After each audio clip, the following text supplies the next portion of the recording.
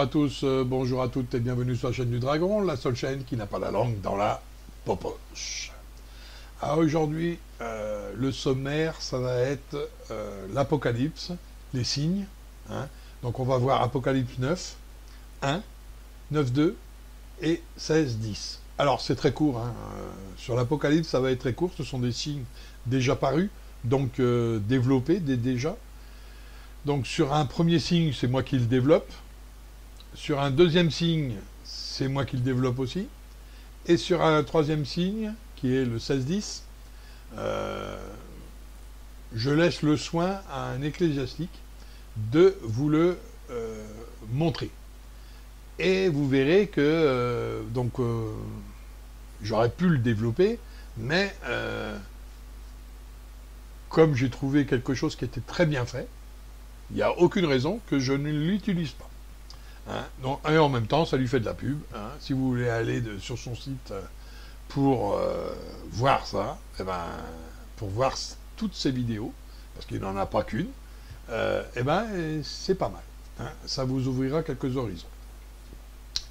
Alors, déjà, on va parler de Apocalypse 9. 1.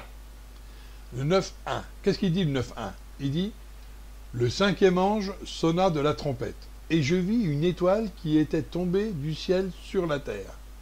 La clé du puits de l'abîme lui fut donnée. » Et ça, c'est le 9.1. D'accord? Donc, waouh. Hein? Waouh. Ça veut dire quoi? Ça veut dire qu'il y a une étoile qui est tombée. Hein?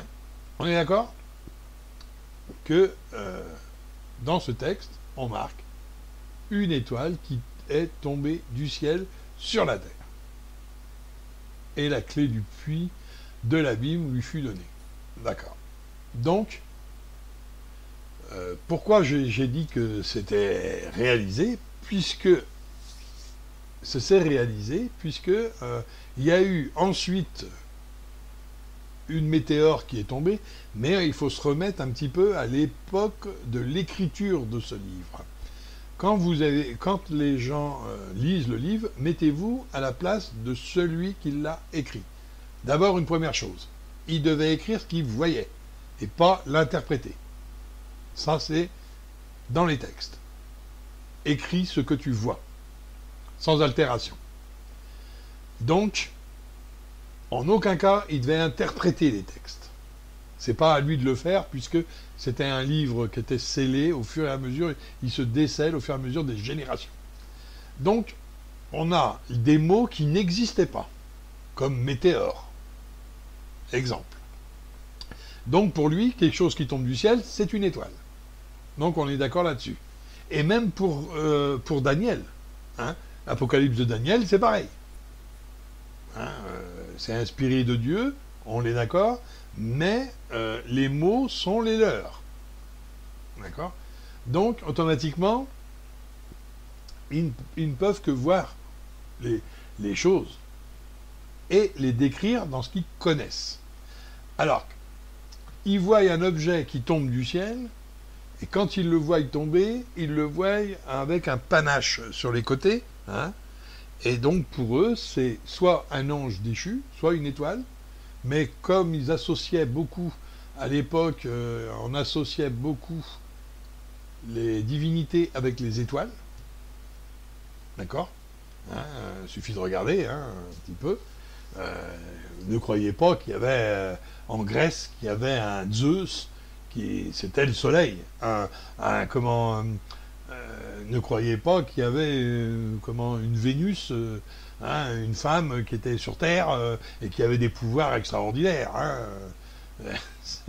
C'était associé à une étoile, hein, c'est clair. Bon, mais enfin, on n'est pas là, je ne rentre pas dans les détails, hein, sinon je pourrais, mais je ne rentre pas dans les détails. Donc, quand vous voyez ça, vous vous dites, est-ce que ça s'est réalisé à notre époque? Mais bien sûr que ça s'est réalisé. Hein. Rappelez-vous, 2013. 2013, tranquillement, on était en train de vaquer à nos occupations. quand il y a eu une information qui est apparue, hein, et c'était bien une météore qui tombait sur Terre. En Russie, exactement. Voilà. Rappelez-vous, hein, ça a fait un petit buzz, ça. Et TV5 Monde titrait « Une pluie de météores en Russie ». Comment, du jamais vu du vivant de l'homme. Voilà, du jamais vu. Attention, on ne dit pas que c'est jamais arrivé. Du jamais vu, ce qui est différent. Hein. Alors, écoutez bien les mots aussi. Hein. Donc, vous voyez comment on peut se tromper sur si on ne lit pas les mots correctement. Du jamais vu, pas du jamais arrivé. Donc, voyez bien que là, du monde moderne, bien sûr. Alors, on peut croire tout ce qu'on veut, mais si on regarde maintenant cette petite vidéo hein, que je m'apprête à vous montrer, vous allez voir une espèce de météore, là, qui tombe exactement du ciel, qui fend l'air, hein, et on la voit. Alors, vue comme ça, on la voit qui s'éloigne. On peut croire que c'est quelque chose qui vole. Mais quand on la voit arriver, on voit bien qu'elle penche pour tomber. Hein. Donc, bon, en réalité, elle a explosé, enfin, elle s'est désintégrée à 50 km au-dessus de la surface. Hein. Mais ça a fait à chaque fois, ça fendait l'air et ça a fait quand même 900 et quelques blessés hein, en Russie. Mais pas à cause de l'étoile, mais à cause du vent qu'elle déplaçait. Et donc, tout a sauté, les vitres, les fenêtres. Il y a beaucoup eu de coupures avec du verre. Alors, vous voyez bien que si on regarde ça et on se met à la place de Jean ou Daniel, eh ben vous voyez que lui, qu'est-ce qu'il peut voir? Une étoile qui tombe. Et qu'est-ce qu'il peut voir d'autre? Eh ben, 2 bras ou 2 ailes qui sont en feu. Donc il peut interpréter ça aussi en disant, voilà, l'ange est tombé. Et là, nous avons une deuxième météore qui est arrivée, mais serait. Alors, à cause du serait, je n'ai pas développé. En 2014. Et ça peut être la clé. Et la clé lui fut donnée. Vous voyez, c'est après. Donc, une étoile qui tombe, et la clé lui fut donnée. Et là, vous allez me dire, eh ben, et alors? Et alors? Donc là, c'est un signe, un premier signe. Mais après, on arrive à 9,2, bien sûr. On a fait 9,1, maintenant on va faire 9,2. Et ça, c'est redondant quand même. Là. Vous voyez, tout est lié et tout se suit. Bien dans les textes, comme dans la vie. Il suffit de regarder autour de vous. Hein? Et quand vous regardez autour de vous, qu'est-ce que vous voyez? 9,2.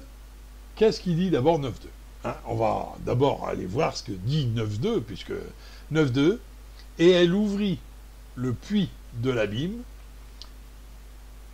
et il monta du puits une fumée, comme la fumée d'une grande fournaise. Et le soleil et l'air fut obscurcis par la fumée du puits, bien sûr. Donc, automatiquement, 9,2, il y a quelque chose qui vient d'abord de la terre, une fumée, comme d'une grande fournaise, et le soleil et l'air fut obscurcis.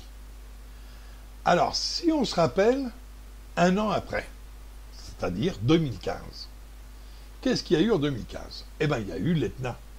Et l'Etna, qu'est-ce que vous voyez quand vous regardez l'Etna? Vous voyez un grand trou. Pour vous, c'est un volcan, c'est sûr. Mais le mot n'existait pas. Donc, pour lui, c'est un puits. Un trou dans le sol, c'est un puits. Hein? Il disait pas, on va aller faire un trou, on va aller faire un volcan d'eau. On va faire un puits. Hein? C'est clair. Hein? Donc, le mot volcan, en lui-même, n'existait pas. Donc, pour lui, c'est un puits. Et qu'est-ce qu'on voit sur ce puits? De la fumée. C'est bien une fumée qui sort, mais comme d'un grand brasier. Ben, bien sûr. d'un grand brasier qui est en dessous. Hein. Il n'y a pas de feu, il n'y a pas de fumée sans feu, bien sûr. Donc, comme c'est énorme, il peut interpréter cela comme un grand brasier. Et si vous regardez bien la fumée, elle forme bizarrement une tête au-dessus du noir qu'il y a.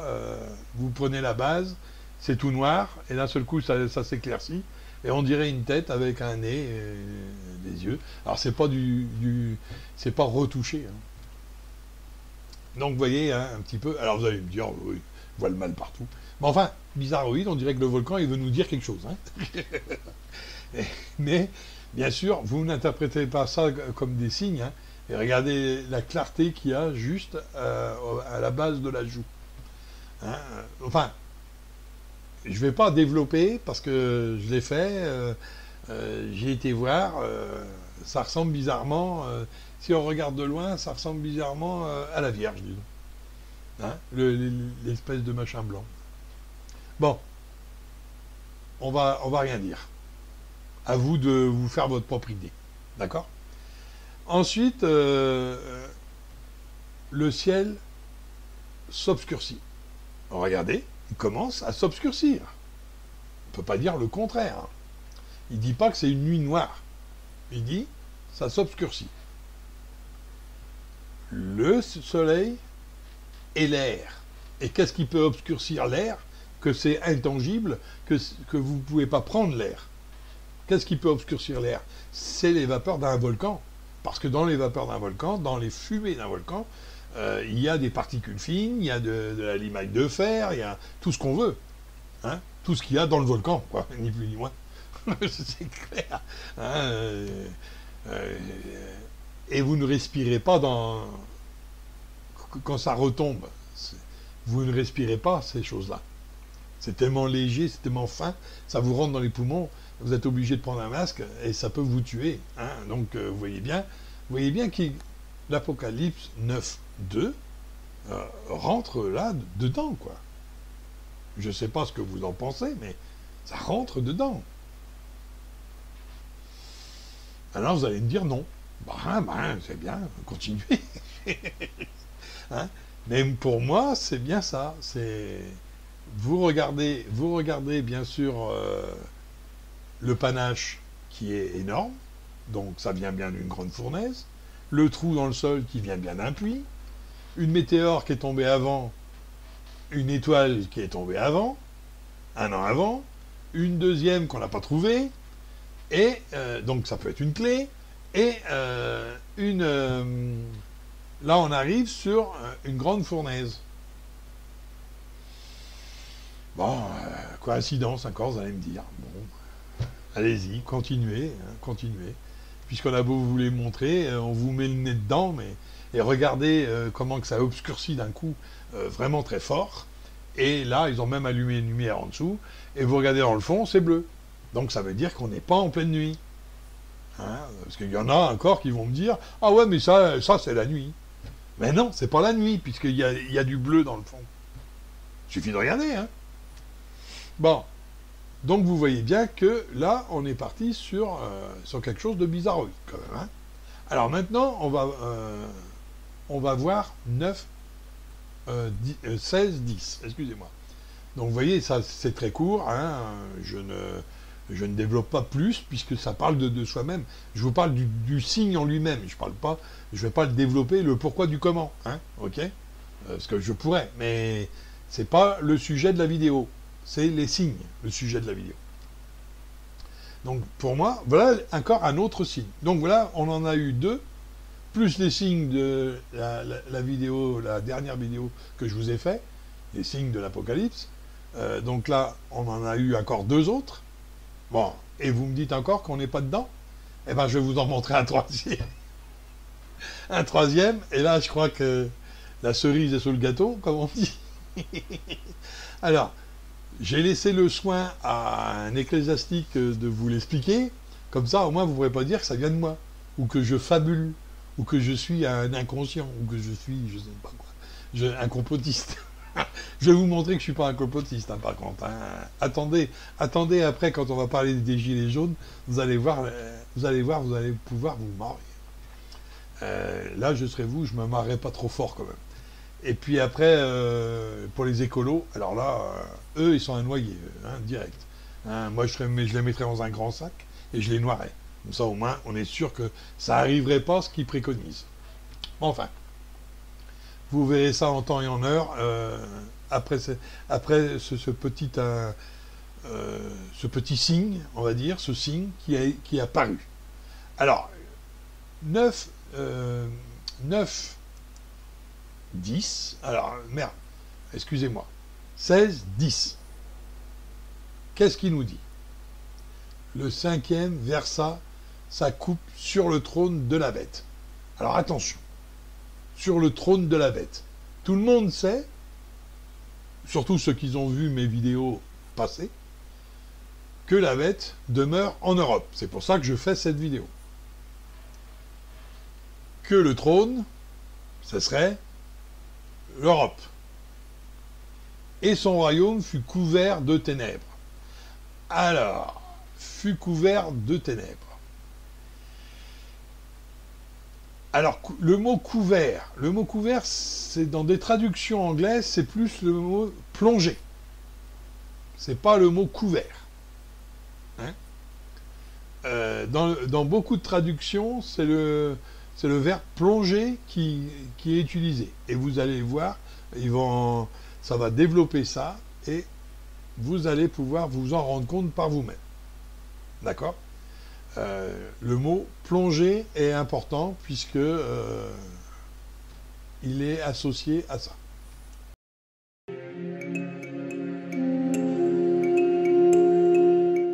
Dans notre matériel, nous avons souligné que la bête de la fin des temps est la nouvelle version de l'Empire romain païen.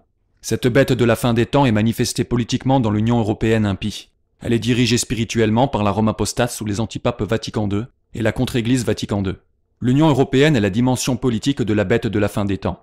L'Union européenne accomplit les prophéties au sujet de la bête en de nombreuses façons, comme d'avoir été créée durant le règne du sixième roi romain, le sixième roi de la cité-État du Vatican, lorsque 5 étaient tombés, son lien avec la prostituée de Babylone de la fin des temps, et bien plus encore, comme notre matériel le couvre.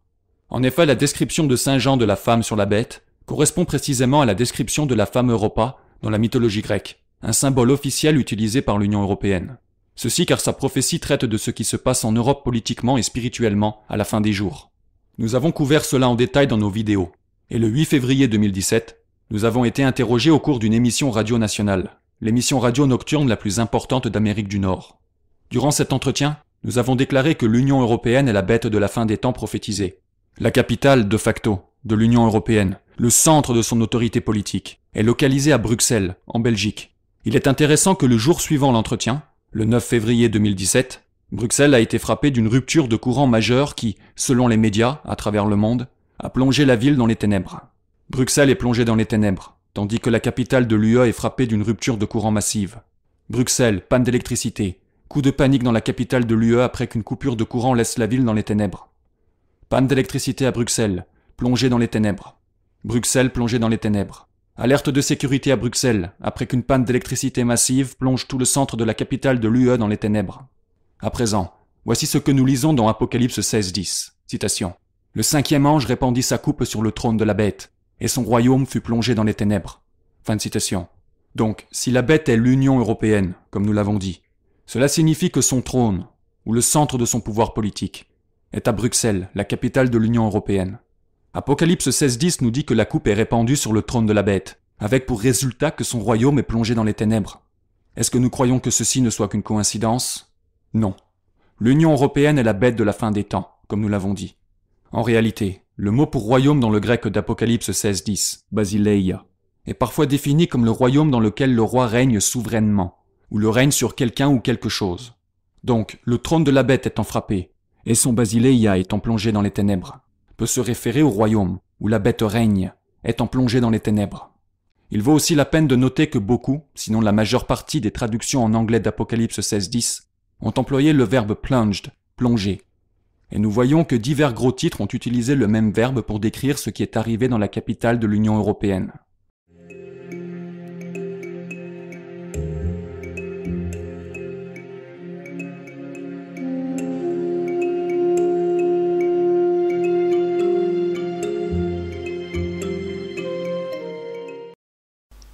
voilà, bon, cette vidéo-là, elle se suffit à elle-même, il n'y a pas besoin de commenter. Alors maintenant, allons voir un petit peu ce que je vous ai préparé encore pour ce qui est des gilets jaunes. Alors, nous allons entendre parler là de golem, de transhumanisme, hein. Mais vous allez voir, c'est pas du tout dans le même genre que vous croyez. Donc on vous parlera de l'IA, hein, et vous verrez hein, que c'est quand même quelque chose. Et là, il y a des gens bien intentionnés hein, qui ont carrément, on va dire, développé le sujet. Hein, développé le sujet. Alors maintenant, vous allez voir un petit peu ce qu'on pense de vous. En même temps, vous êtes quoi pour eux, à votre avis? Alors, écoutez bien ce petit passage de cette vidéo, hein, qui dure pas très longtemps, 10 minutes entre autres, et vous allez voir que c'est quelque chose. Il y a un moment donné, je vous ferai une vidéo avec ce sujet, mais je vous ai déjà fait une vidéo sur le sujet de l'IA. Hein, donc je vous ai déjà dit, hein, là on rentre dans le sujet, hein, puisque dans un proche avenir, ils nous promettent un portable IA, hein, c'est-à-dire avec une intelligence artificielle, donc qui travaillera dans mieux que vous, on va dire ça comme ça. Hein, et bien sûr, vous allez rien y comprendre. Hein, déjà bien malin celui qui utilise 100% de son téléphone, hein, il n'y en a pas grand monde qui utilise 100%, hein, je vous parle de 100%, je ne vous parle pas de 80% ou de 20%, hein, la plupart il sert qu'à envoyer des SMS ou à dire bonjour, hein, ou aller sur Facebook, et voilà, hein, voilà à quoi il sert, mais il a d'autres possibilités et plus grandes encore. Donc je peux vous dire que là, cette vidéo elle va être assez explicite, hein, et puis écoutez bien ce qu'ils disent là-dedans. Alors je l'ai raccourci, j'ai mis un extrait, hein, bien sûr, et vous allez voir que je rêvais pas, hein, quand je vous ai prévenu sur mes autres vidéos, l'IA, sur toutes ces choses prophétiques et compagnie, même sur les prophéties, hein, on peut entendre cette vidéo-là et l'associer à quelques prophéties quand même. Hein. Voilà. Et vous allez voir que je rêve pas non plus. Alors, il suffisait juste qu'on trouve des écrits ou des dires. Alors, cette vidéo est basée sur un livre, hein, que vous verrez. C'est un livre qui est publié, hein, donc qui peuvent lire, mais que vous lisez pas en particulier. Hein. C'est plus dans le monde un petit peu macroniste qu'on va les lire. Hein, et comme ça, vous allez entendre un mot qu'il a utilisé aussi. Des inutiles, par exemple. Et vous allez comprendre mieux leur façon de voir et qu'il faut les jarter le plus vite possible. Alors, il faut que les gilets jaunes y gagnent, hein, parce que là, c'est notre avenir. Hein. Je peux vous dire que l'avenir, il n'est pas rose. Hein, pour ce qui est des 99%. Quand on voit ce passage de cette vidéo, on peut dire une chose. C'est que 99% de la population, c'est pas bon du tout pour eux. Et vous allez voir pourquoi. Bon, de toute façon, ultérieurement, je vous ferai une autre vidéo et je développerai autour de cette vidéo-là, parce qu'elle mérite une deuxième vidéo et un peu plus grande. Hein, pour que je puisse développer un petit peu ce qu'il y a dedans. Voilà. Des techniques de procréation médicalement assistée, les post-genristes pensent que les rapports sexuels dans le but de se reproduire vont devenir obsolètes et qu'une grossesse pourra être interrompue à tout moment, tout en permettant au fœtus de poursuivre son développement in vitro. J'ai lu récemment que même aimer, ça pourrait devenir problématique dans le futur, le fait de faire l'amour, etc. Ça aurait pour conséquence d'éliminer la nécessité d'une dichotomie homme-femme au sein de la société. Les individus seraient conçus exclusivement par fécondation in vitro, voire par création de zygotes, en combinant des proportions arbitraires du génotype de 2, 3, voire davantage d'individus, indépendamment de leur âge, sexe ou fertilité. Heureux jeunes gens, dit l'administrateur, nulle peine n'a été épargnée pour rendre votre vie émotivement facile, pour vous préserver, pour autant que la chose soit possible, de ressentir même des émotions. Ford est dans son taco, murmura le DIC. Tout va bien par le monde.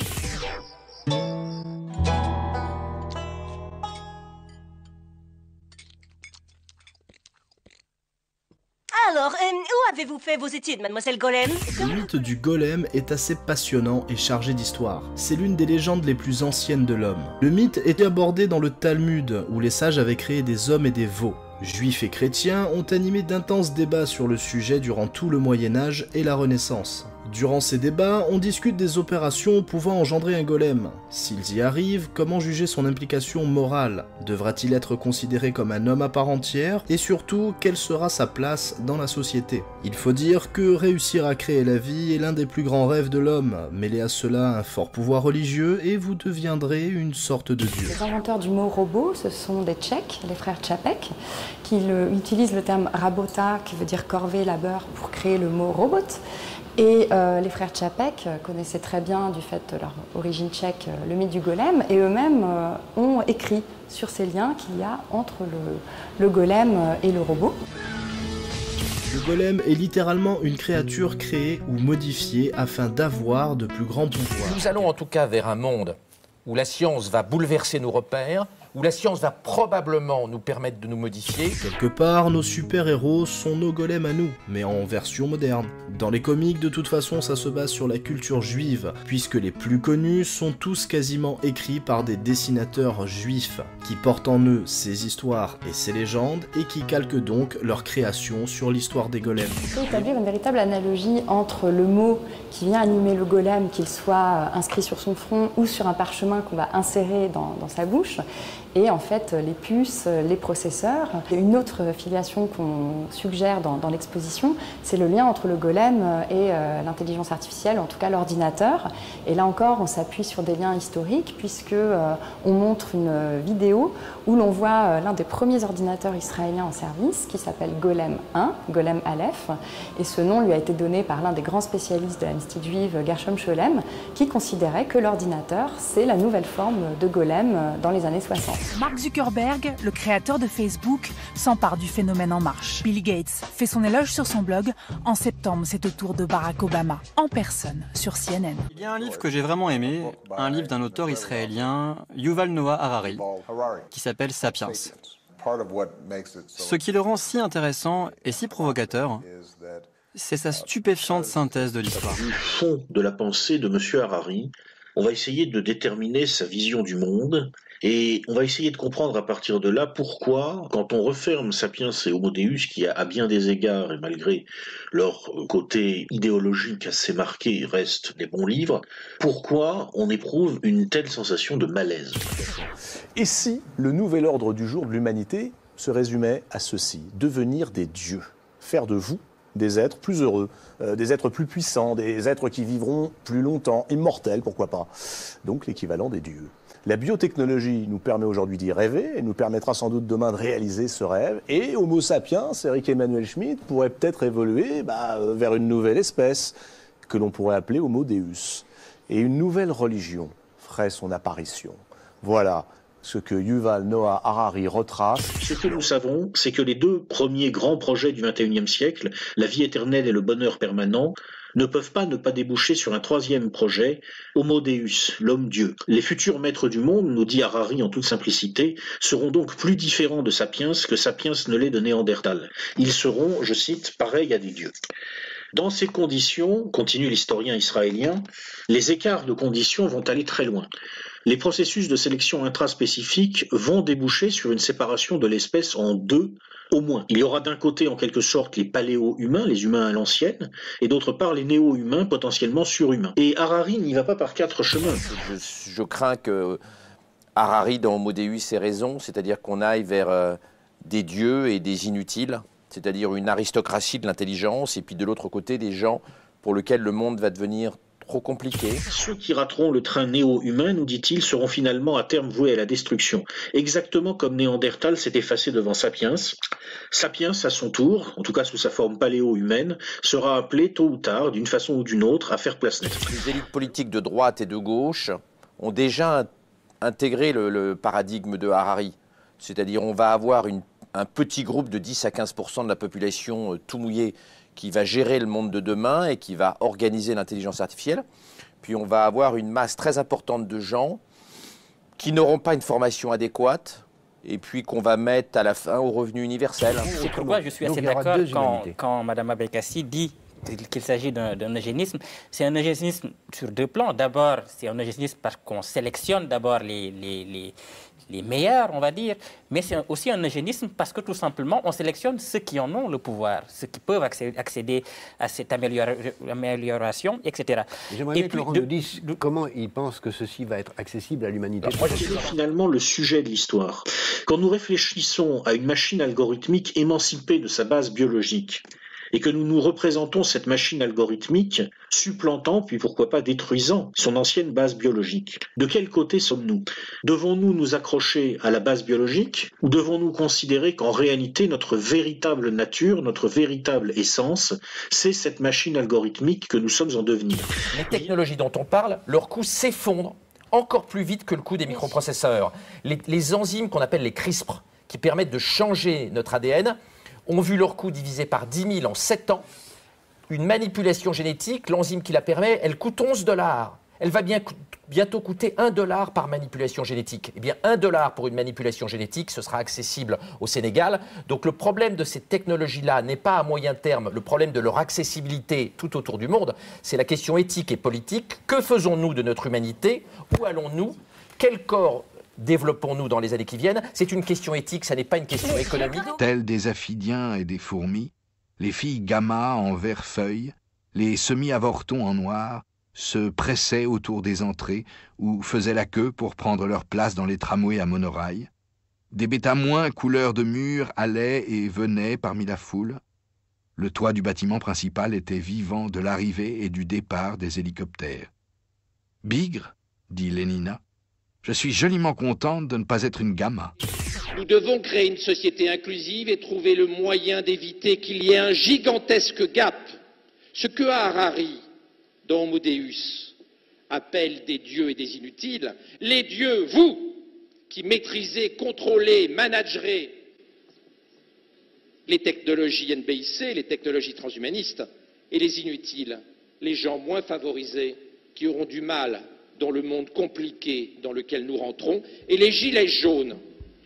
C'est la première manifestation de ce gap intellectuel insupportable que nous sommes en train de créer entre les winners, les dieux d'Harari, et les losers, les inutiles d'Harari.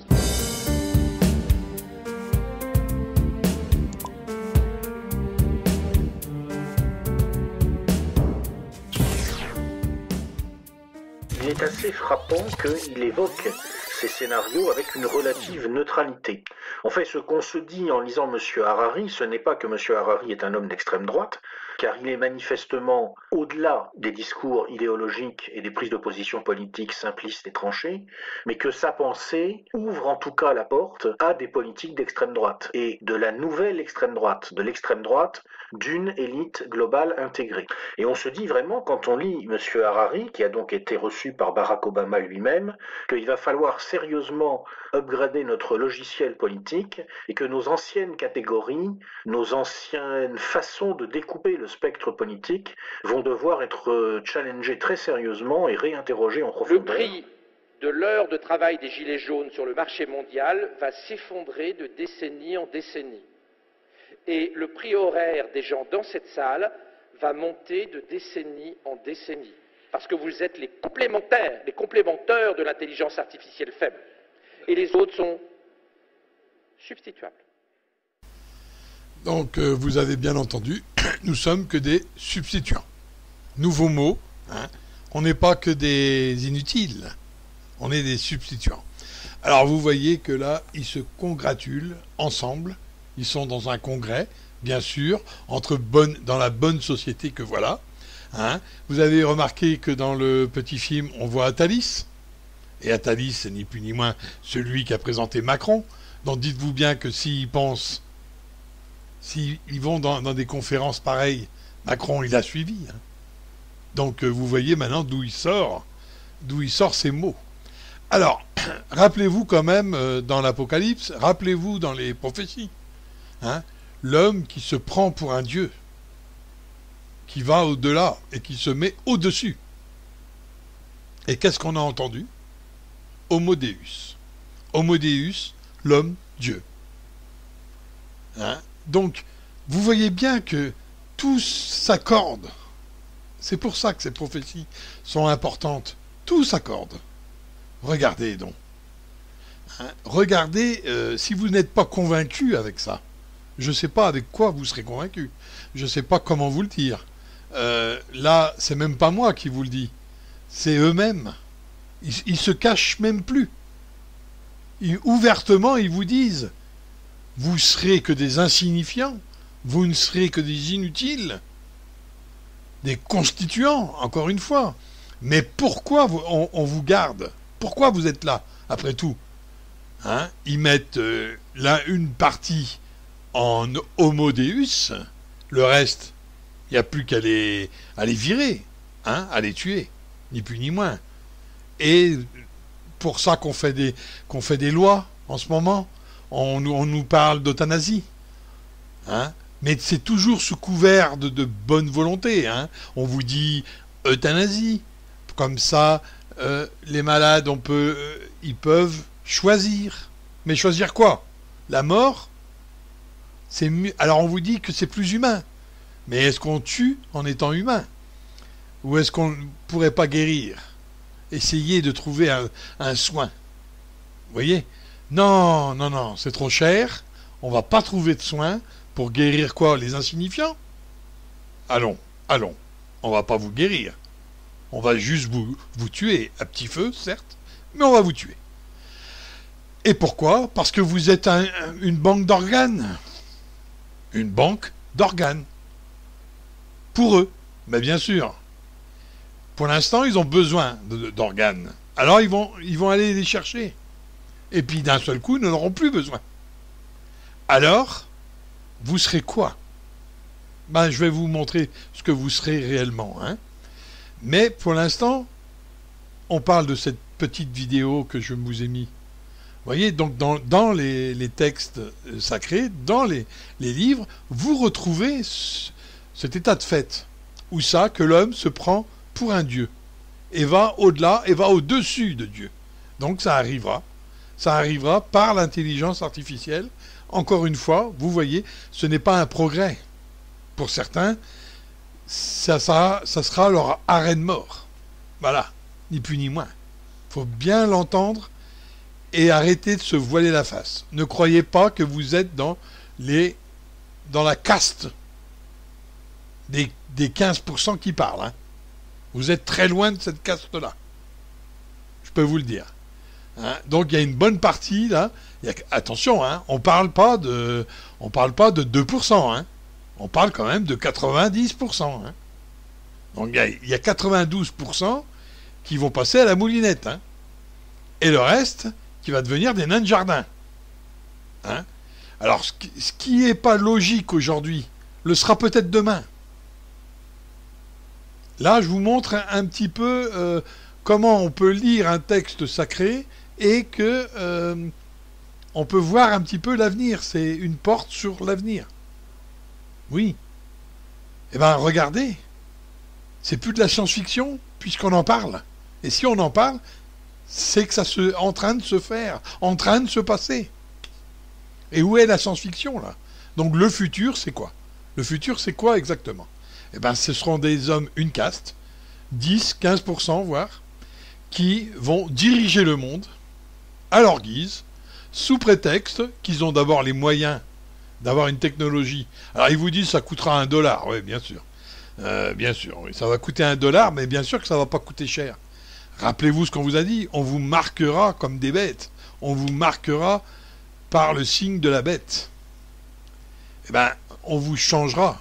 Le corps humain va changer, va devenir une espèce de robot je ne sais quoi. Hein, puisqu'on changera des organes et on les mettra en plastique ou en je ne sais quoi pour aller plus loin encore dans la vie. Hein, pour devenir Dieu, à la place de Dieu. Ouais, ni plus ni moins. Mais de toute façon, pour eux, il n'existe pas Dieu. Hein, là, je peux vous le dire, dans leur tête, il n'existe pas, il n'y a que la technologie. On ne parle pas d'évolution, on parle que de l'évolution, mais pas de la création. Non, ça n'a rien à voir. Vous êtes que des primates, quoi. Voilà. Hein, vous êtes des sapiens. Alors après, ça sera une insulte, un sapiens. Dans l'avenir, être sapiens, ça sera une insulte. Aujourd'hui, on est des homo sapiens, mais demain, ça sera une insulte, ça sera que des moins que rien, ça sera aujourd'hui ce que vous dites des Cro-Magnons. Voilà. Eux diront ça des sapiens. Oh, un sapiens. Laissez-le vaquer, laissez-le aller. Voyez? Mais il faut les jarter, quoi. Il faut que les gilets jaunes se magnent le cul. Il faut qu'on gagne, ni plus ni moins, pour qu'on les jarte. Hein. Il faut vraiment les jarter. Hein. Mais pas que les politiques. Hein.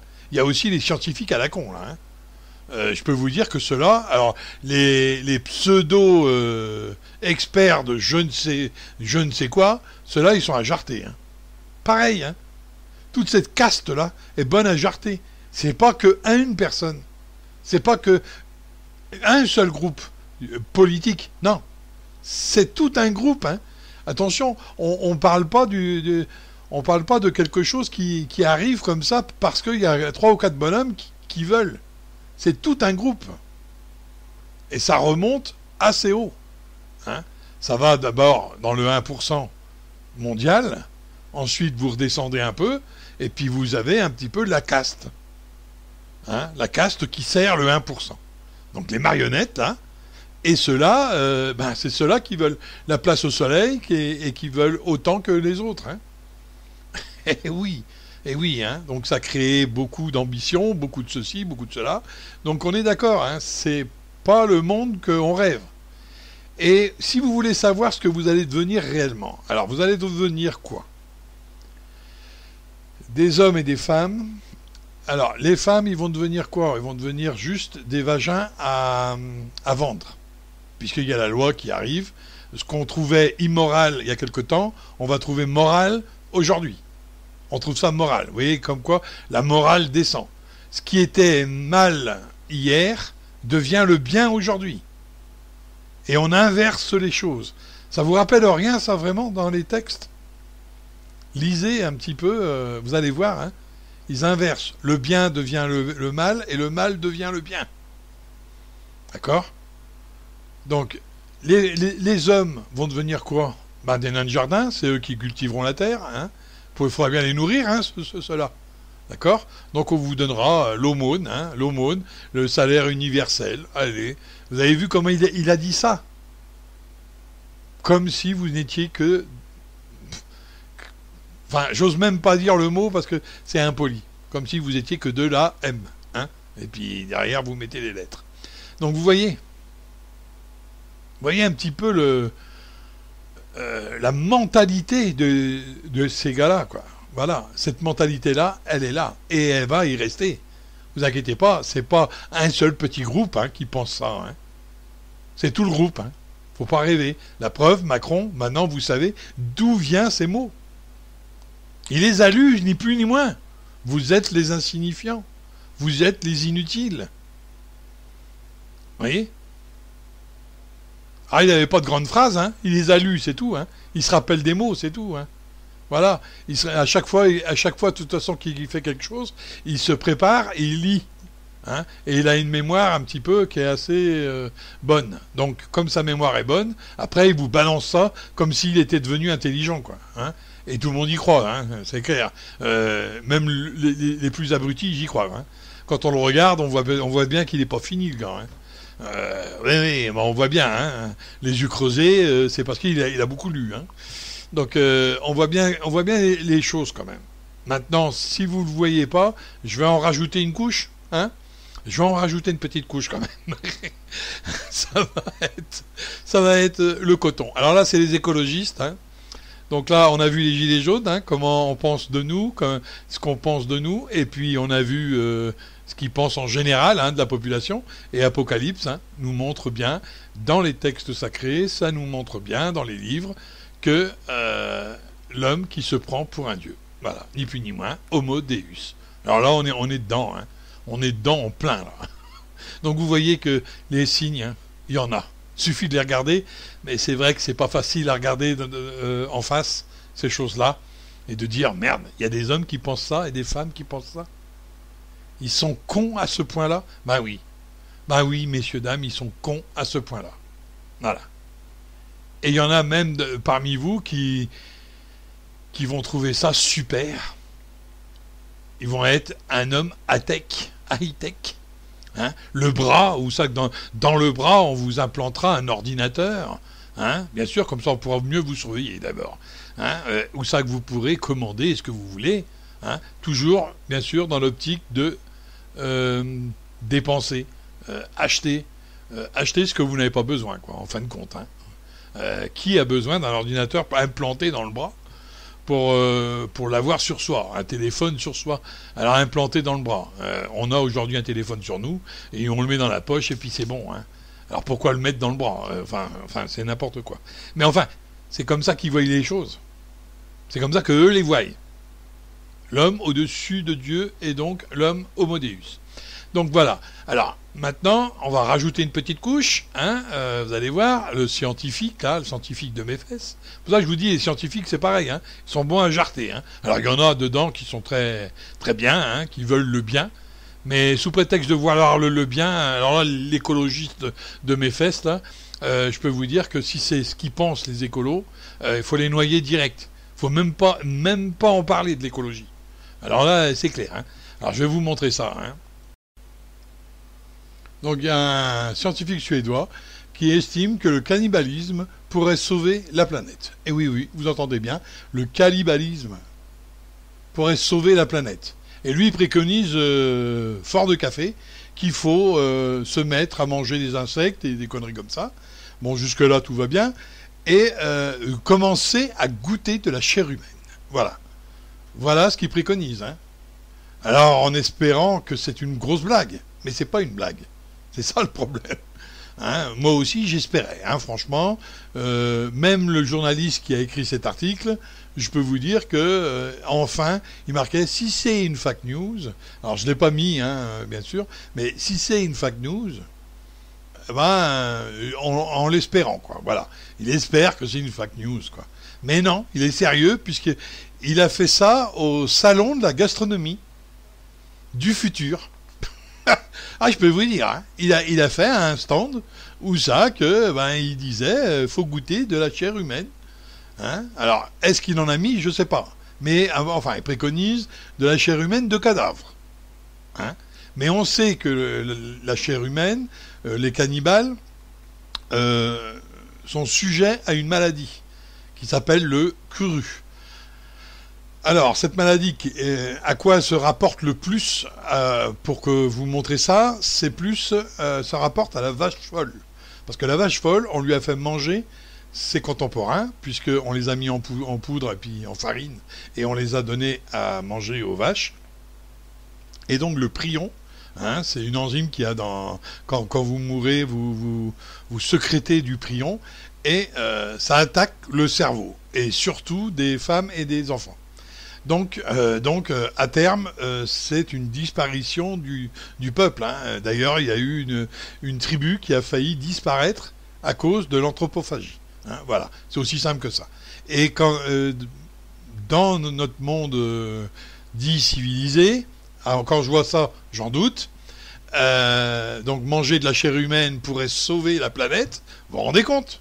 Les écolos de mes fesses, là, mais vous vous rendez compte? Selon un professeur suédois. Alors, il se défend bien de dire que c'est eux. Hein. Donc, vous voyez. Et ils vont inculquer ça aux enfants en mettant la graine. Et comment ils veulent mettre la graine de cette ineptie? Comment ils vont implanter la graine? Eh bien, par le biais des dessins animés, par le biais des films. Et quand vous regardez vous regardez, bon, chez le boucher, déjà, quand vous commencez à regarder les étals, vous vous dites, merde, pourvu que ce soit de la viande de vache, quand même. Hein, quand vous voyez un beau rôti, vous vous demandez pas si c'est de l'humain ou si c'est du vache, quand même. Hein, je sais pas, mais enfin, là, il faut quand même être un peu plus sérieux. Alors, comme je vous disais, ils vont inculquer ça aux gens, au même titre que ce qui était mauvais hier est bon aujourd'hui. Donc, demain, ce qui est de l'humour aujourd'hui sera peut-être la réalité de demain. Parce que Mediapart a titré, et c'était marqué dans Humour 22. Et puis, oui, un Suédois, un professeur suédois qui dit de manger de la chair humaine pour préserver la planète. Voilà. Hein, donc ça, c'est Mediapart qui a titré ça. Bon, vous voyez bien que ça a fait quand même un peu le tour. Hein. Ça a fait un peu le tour. Et ils vont nous l'inculquer maintenant aux enfants, pas à nous. À nous, on sera toujours contre, parce qu'on n'a pas vécu avec ça. Mais regardez aujourd'hui, les enfants d'hier, ils ont vécu avec le téléphone, ils s'en débrouillent très bien. Et ben regardez Sabrina. Là, je vous montre une photo de Sabrina. C'est un film de sorcière, hein, pour les gosses. Et ben regardez ce qu'elle est en train de cuire. Et ben ça commence comme ça. On inculque ça dans les films, on inculque ça dans les dessins animés. Et les gosses s'imprègnent de ça, grandissent avec ça, et trouveront tout à fait normal de bouffer de la chair humaine. Vous voyez ? C'est comme ça qu'on fait. Et d'ailleurs, c'est comme ça qu'ils préconisent. Quand vous lisez des livres importants, enfin à mes yeux, maintenant, vous pouvez lire d'autres livres, hein, c'est pas le problème, vous verrez que dans les livres, ils préconisent ça. Hein, les manipulations de cerveau, c'est comme ça qu'on le fait. Hein, ils veulent inculter aux jeunes, parce que c'est les plus facilement maniables. D'ailleurs, ils le savent. Hein, c'est des livres ouverts. Donc vous leur mettez, vous leur dites, ben ça c'est bien, et ils vont le croire, hein. Puis ils vont y aller jusqu'au bout. Hein. C'est les plus maniables. Voilà. Les humains adultes, hein, bien formés, qui ont le cerveau qui est déjà bien formé et caractère bien trempé, ils vont pas être maniables. Hein. Par contre, les jeunes, vous ne savez pas ce qui se passe à l'école. Vous ne savez pas comment ils vont leur apprendre. Vous n'êtes pas devant la télé tous les 24 minutes là, en train de regarder les dessins animés qu'ils regardent. Hein. Parce qu'il y a des images subliminales dans les dessins animés. Il y a tellement de choses pour inculquer ça aux jeunes. Hein. Quand vous voyez que Walt Disney, si vous observez correctement et que vous commencez à détailler les films, vous voyez qu'il y a des mots sexes partout. Attendez, il y a quand même un problème là. Donc là, on arrive sur le cannibalisme maintenant. On sait très bien que ça rend malade. On sait très bien que si jamais on se nourrit de cadavres, on risque de tremper dans une maladie. Mais ensuite, maintenant, regardez pourquoi ils veulent faire l'euthanasie. Eh oui. Eh oui, parce qu'il y en a un en Angleterre quand même, un qui préconisait, un scientifique encore de mes fesses, pour protéger la planète, qu'au-dessus de 60 ans, il fallait tous les tuer. Les euthanasier, pas les tuer. Les euthanasier. Non mais vous voyez un petit peu où ils en sont rendus, quoi. Dans le délire qu'ils sont là. Et là, ils se cachent même plus, hein. Là, les satanismes, là, ils sont dehors, hein. Là, ils se cachent même plus. Ils vous le disent. Et vous, bien sûr, vous allez me dire encore, oh, mais c'est beaucoup trop gros. Mais justement, plus c'est gros, moins vous y croyez. Mais plus ça va aller, plus ça va être gros. Hein. Je vous avais promis une cerise sur le gâteau. Là, c'est 2 cerises sur le gâteau que je vous donne. Hein. Je vous ai promis des vérités un peu cachées. Ben voilà, les voilà. Hein, alors, des cadeaux. Voilà, cadeau. Hein, cadeau. Maintenant, à vous de faire la différence, à vous de vous battre. Hein, parce que demain, ce ne sera pas rose pour vous. Hein, je peux vous dire. Ce sera rose que pour une caste. Vous n'êtes pas dans cette caste. Alors, si les gilets jaunes se battent aujourd'hui, c'est peut-être qu'ils ont une bonne raison. Mais attention, S'ils perdent, c'est tout le monde qui perdront. Et je peux vous dire que vous perdrez gros. Hein. La preuve en est dans cette vidéo. Et si vous n'êtes pas convaincu, vous inquiétez pas. Il y a d'autres vidéos qui vont venir. Et puis il y a aussi d'autres sites, d'autres chaînes YouTube qui en parlent aussi bien que moi, si ce n'est mieux. Donc, je suis pas le tout seul à vous le dire. Donc, ne dites pas après, ah ben je ne savais pas. Hein. Parce que là, je vous le dis, on est en danger, et vraiment en danger. C'est pas rien. Le salaire universel, c'est uniquement pour vous faire fermer votre gueule. Je vous l'ai dit, ils vont vous donner de quoi vivre sans pouvoir aller plus loin. Juste de quoi vivre. Et vous serez dans une apparence heureuse. Vous ne pourrez pas bouger parce que l'avenir pour vous, ça sera des patins à roulettes, le salaire universel, des patins à roulettes et les servir. Voilà, uniquement. Ça sera ça. Alors vous aurez l'abondance. Et si vous êtes un sapiens, puisque là vous serez des sapiens, eh ben vous serez dans la campagne en train d'errer tel des bêtes. Et on vous chassera tel des bêtes pour la nourriture, parce qu'on vous mettra en poudre, hein, ou on vous mettra sur le barbecue, hein, ni plus ni moins. Hein, faut pas rêver, on vous donnera à bouffer à cette caste-là. Voilà. Voilà l'avenir de vos futurs enfants. Alors vous pouvez me dire, je délire, hein, vous pouvez me dire. Mais est-ce que je délire quand je regarde cette vidéo? Est-ce que c'est vraiment un délire de ma part que de croire ça? L'homme qui se prend pour Dieu? L'homme qui fait des lois? Encore une fois, à chaque fois qu'il y a une loi qui se fait, il y a une autre qui arrive derrière. Et vous n'avez qu'à regarder. Mariage pour tous. Ça devait s'arrêter là. Mariage pour tous, tout le monde est content. Et aujourd'hui, c'est bébé pour tous. Vous avez vu? La loi engendre une loi.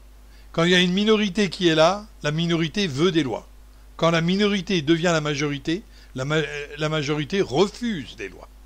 Parce qu'elle sait très bien que ça va contre ses intérêts. Donc tant qu'ils sont minoritaires, ils vont vouloir des lois. Et regardez les lois qu'ils sont en train de faire. Et là, ils sont en train de faire une loi aussi sur l'euthanasie. Combien de fois, depuis un petit moment, depuis Hollande, hein, on entend, enfin depuis un sacré moment, on entend parler d'euthanasie. Et il y a des idiots utiles qui sont là, en train de végéter, hein, hélas pour eux. Hein, il y a des malades, ça on le sait. Alors il y a des malades qui sont en train de végéter, et puis que la mère ou le père ou les conjoints ou même la famille, quoi, en général, qui demandent de tout leur vœu l'euthanasie. Hein, mais ils ne se rendent pas compte qu'ils travaillent pour le système. Parce que le système veut l'euthanasie. Une fois que vous l'aurez, une fois qu'ils l'auront dans la loi, l'euthanasie, qui c'est qui vous dit que la personne qui est euthanasiée aura donné son accord? Hein? Une signature, c'est très vite fait. Hein? Alors, si en plus c'est une signature électronique, je vous explique pas du truc. Hein? Il y aura juste qu'à marquer son nom. Quoi. Donc, il faut arrêter un peu les délires. Hein? Et vous voyez bien que là, et après, ils veulent aussi les naissances. S'assurer que les naissances sont à bon escient. Et vous avez vu que dans la vidéo, on vous parle de naissance. Donc, on vous parle plus d'amour que des naissances. Et des naissances en dehors de vous, sans vous. Ce sera des naissances en caoutchouc. Quoi. Moi, j'appelle ça des naissances sous plastique. Voilà. Et bien, ça sera comme ça. Des vagins sous plastique. Aujourd'hui, on fait des lois pour autoriser les mères, alors les futures mères, c'est même pas des mères, ça devient des objets, à vendre leur corps aux plus riches, parce que ça sera les riches qui pourront se permettre ça, aux plus riches pour pouvoir avoir un gosse. Mais un jour, on vous dira, et vous verrez que je mens pas, on vous dira, ah oui, mais il n'y a plus assez de mamans qui veulent faire des enfants pour le vendre leur corps à des plus riches. Donc on va le faire autrement. et on va le faire dans quoi? Dans un vagin en plastique. Et quand ils auront trouvé le système correct, les mamans, il n'y en aura plus besoin. À long terme, c'est pas la mère porteuse qui va être l'avenir. Pour eux, c'est pas ça. C'est juste pour avoir la loi qui va permettre le reste. Voilà. Parce qu'il y aura une loi pour ça. Et il y aura une loi pour le reste. Ah oui, eh oui, eh oui. Et là, ils pourront contrôler les naissances. Parce qu'ils vous diront, maintenant on fait plus de bébés, parce qu'on est trop de monde sur Terre, il faut pas que la planète soit sous prétexte d'écologie, encore une fois. Hein. C'est pour ça qu'ils ont commencé à détruire la Terre. Et après, ils vous taxent d'abord pour l'écologie, ils vous harcèlent pour l'écologie, et vous marchez dedans, mais à pieds joints. Hein. À pieds joints, vous êtes dedans. Hein. À pieds joints. Et après, on va vous dire, pour l'écologie, alors on vous a mis des taxes, pour l'écologie, on vous a mis des allées éoliennes, on vous met de l'électricité, alors qu'on sait très bien que ça n'a jamais fait de l'écologie. Mais demain, pour l'écologie, on vous fera bouffer de la chair humaine, et demain, pour l'écologie, on vous dira, ben ouais, maintenant, on ne peut plus avoir d'enfants traditionnellement entre hommes et femmes. Hein. Donc, plus d'amour, plus rien. Voyez un petit peu le truc, quoi. Hein. Un monde de merde, quoi. Un monde de merde. Ah ben oui, un monde, là, il faut le dire. Et donc, plus d'amour, plus rien, plus d'enfants non désirés. Alors là, pour le coup, plus d'enfants non désirés. Hein. Que des enfants désirés, seulement, ils seront faits à l'usine. Et s'ils sont faits à l'usine, ils sont, bien sûr, il faut montrer patte blanche. Donc, il va falloir montrer que vous êtes un homo deus, hein, et que vous êtes bien un homo deus, parce que sinon, vous n'aurez pas le droit. C'est pour ça qu'ils vont pouvoir se permettre pas mal de choses. Hein. Et oui, l'homo sapiens n'aura pas le droit d'adopter, quand même. Il ne faut pas non plus rêver. Hein. Et après, on fera des reportages sur l'homo sapiens, sa reproduction et sa vie de tous les jours, parce que vous serez dans la campagne en train de vivre tels des bêtes. Hein. Mais vous serez marqué quand même. Vous serez marqué quand même pour qu'on puisse vous retrouver dans la campagne. Vous savez bien qu'ils marquent les animaux pour pouvoir les retrouver dans la campagne, pour voir leur vie. Il faudra bien éduquer la jeunesse. D'accord? Alors, continuez comme ça, faites l'autruche, et puis vous verrez que, arrivé à un moment, ça arrivera à votre porte, et vous verrez que j'ai raison. Après, qu'on vienne me dire que j'ai raison, je m'en fous, moi, personnellement. C'était pas pour ça, cette vidéo. C'est pas pour j'ai raison. C'est pour vous dire attention. Pour vous montrer la bêtise et la connerie de ce monde. Voilà. Alors là-dessus, si cette vidéo vous a plu... Alors rappelez-vous quand même... Ah oui, je voulais vous dire ça. Que pour le cannibalisme, Lady Gaga a fait même un repas avec les Illuminati, là. Un repas où elle-même était en train de simuler un cadavre, hein. Plein de sang, ils simulaient la nourriture. Et eux, ils étaient en train de tremper les chips. Ok. Donc, vous voyez, récemment, ça s'est fait aussi. Hein. Ça s'est fait dans les années 70. Ça se fait régulièrement. Dans les années 70, c'était un mannequin. C'est-à-dire un mannequin en bois, en plastique. Et pour simuler l'acte de fait de manger un humain. Ensuite, ils ont fait avec de vrais humains, hein, la preuve, Lady Gaga, dans toute sa splendeur, qui montre, qui est nue dans un bain de sang, enfin, j'espère que c'est pas du sang, ou alors c'est du sang de porc, et bien sûr, les autres autour, hein, voilà. Donc vous voyez bien que là, il y a quelque chose qui ne va pas dans ce monde-là. Bon, là-dessus, je vous dis au revoir, et bonne vidéo. J'espère qu'elle vous aura plu. Si ça vous a plu, un petit pouce en haut. Ça vous a pas plu, un petit pouce en bas. Si vous avez à redire sur cette vidéo qu'elle serait pas juste, ben dites-le. Au contraire, hein, si elle est pas juste, je serai capable de dire ben oui, voilà, il y a quelque chose, mais il faut me donner les arguments. Hein. Qui c'est qui va aller contre des images et des faits? Cette petite vidéo suffit à vous dire attention, quoi. J'ai mis qu'une partie de la vidéo. Hein. Je vous explique pas le contenant. elle est pas longue, hein. De toute façon, bon, j'en ai mis une grosse partie quand même. Il faut être sérieux. Donc c'est un contenant quand même qui est dur là. Hein. Donc c'est pour ça que je vous dis, faites vraiment attention à vous. Là, on est dans une période vraiment difficile et ça va s'accroître. Hein. Je vous avais promis des petits cadeaux, je vous avais promis des surprises. Bon, excusez-moi pour la surprise du cannibalisme, mais enfin c'est quand même la surprise. Les inutiles, hein, donc là on voit hein, tout de suite hein, les inutiles. Qui sont les inutiles hein. D'accord. Donc là, il l'a répété plusieurs fois quand même. Hein. Ok. Et on a bien entendu les gilets jaunes. Ok. Donc ok. Alors là-dessus, j'espère que ça vous a plu quand même. Et puis à bientôt sur une autre vidéo. Et puis vous pouvez liker. Hein. Ok. Allez, au revoir et merci. Tell me, what were you saying? Yeah?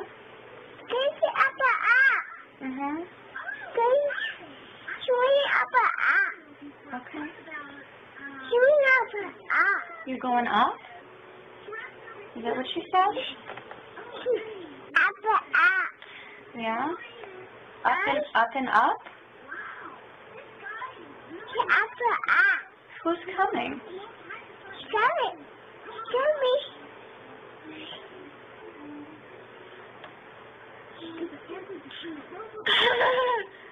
I love you, honey.